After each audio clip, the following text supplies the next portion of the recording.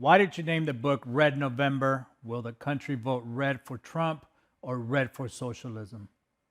I named it that because I was thinking about how left-wing the primary had really become. And the movie that was in my mind, you often think about book titles in terms of titles you've heard before, was The Hunt for Red October, the great Tom Clancy novel about the search for a Soviet submarine. And so my original working title was The Hunt for Red November, kind of a story about how all of these left-wing Democratic candidates were trying to find some way to enact a socialist revolution in November.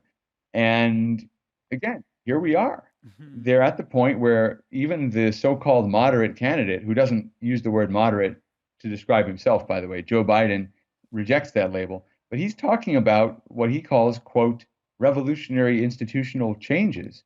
And he's talking about fundamentally transforming the country.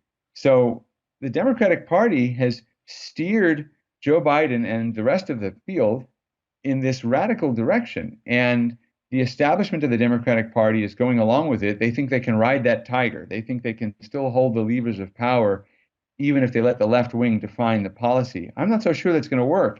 You saw recently at the New York Times, there was a rebellion, and the left wing reporters overthrew the editorial editors on the op-ed page because they said they're too tolerant of conservative points of view once in a while.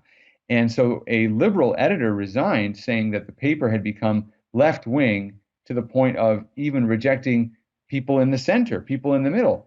And I think what is going to happen is people in the middle, or even people on the center left, liberals, are going to start to realize that the far left hates them as much as they hate conservatives, that the far left does not have a vision of a tolerant society of debate and free speech. They only have one way, and if you disagree with that way, you are automatically excluded.